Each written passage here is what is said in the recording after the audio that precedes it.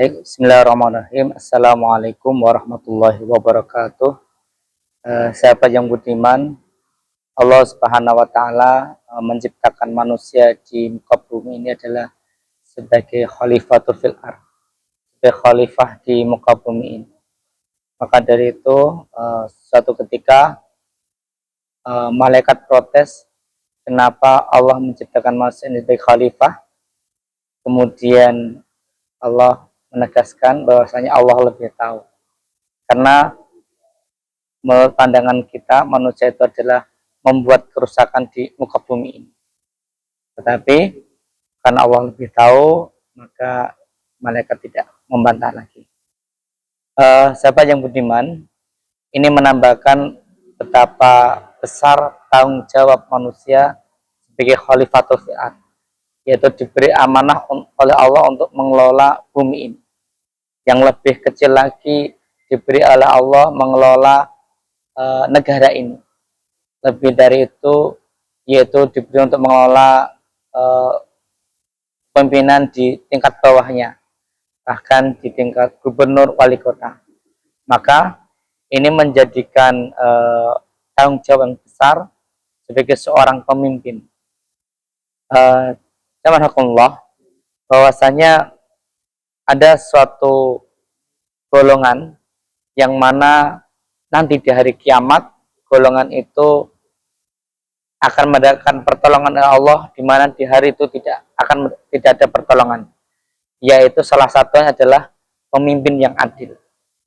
Maka hari ini kita melihat bangsa kita banyak sekali pemimpin-pemimpin yang belum memberi contoh, memberi teladan, atau memberikan rasa adil untuk masyarakat.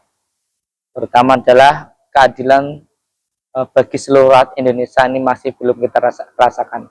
Maka di momen bulan suci Ramadan ini, mari kita semuanya belajar mentadabburi Al-Quran, membersihkan jiwa kita, membersihkan hati kita, terutama juga kepada para pemimpin di negeri ini, untuk bersama-sama bermuhasabah apa yang sudah kita lakukan hari ini sesuai dengan jalan yang telah digariskan oleh Quran dan Sunnah, oleh agama atau tidak, atau malah sebaliknya, atau bahkan sudah lama sekali kita ingin bangsa ini terbebas dari yang namanya KKN, korupsi, kolusi, dan nepotisme yang sangat merugikan masyarakat Indonesia, yang diuntungkan hanya segelintir orang saja.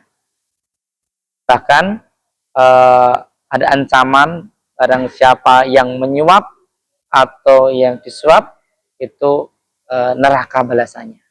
Nah, ini sebagai pengingat kita semuanya.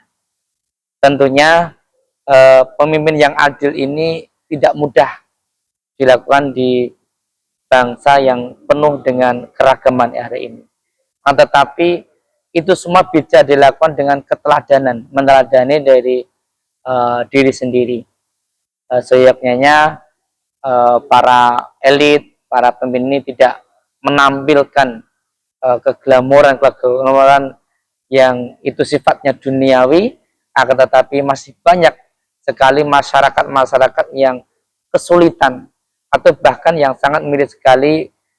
Kemarin kita barusan mendengar ada anak SD yang nyun sewu, orang tuanya miskin, keluarganya miskin, kemudian sampai mau membeli alat tulis, buku, dan pensil pun tidak bisa.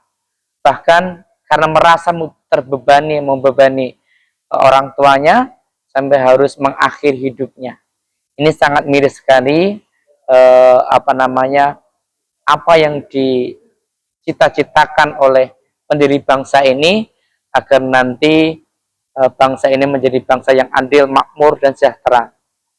Itulah sahabat-sahabat sekalian, mudah-mudahan dengan Ramadan ini kita bisa mencapai derajat takwa.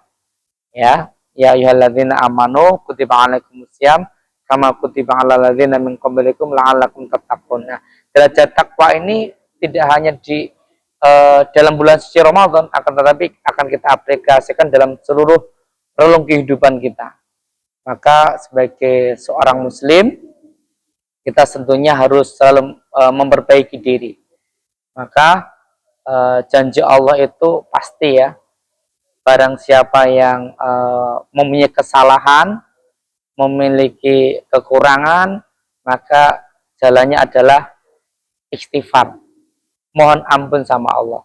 Kemudian kita selalu menggangkan iyyaka na'budu wa iyyaka nasta'in, hanya kepada Allah lah kita menyembah dan hanya kepada Allah kita mohon pertolongan. Nah, ini yang sudah sering kita baca dalam surah Al-Fatihah itu, sekali kita coba renungi, kita dalami. Nah, terutama bagi sahabat-sahabat kami yang mendapat amanah tadi, karena sangat berat sekali.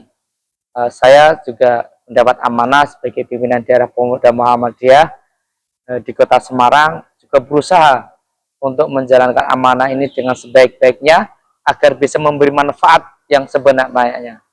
Semuanya adalah fastabiqul khairat. Kita harus berlomba-lomba dalam kebaikan.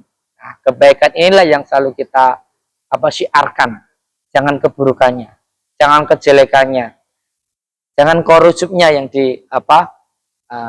jangan yang untuk memperkaya diri sendirinya yang kita pentingkan. Tetapi adalah bagaimana kita membawa kemaslahatan untuk semuanya.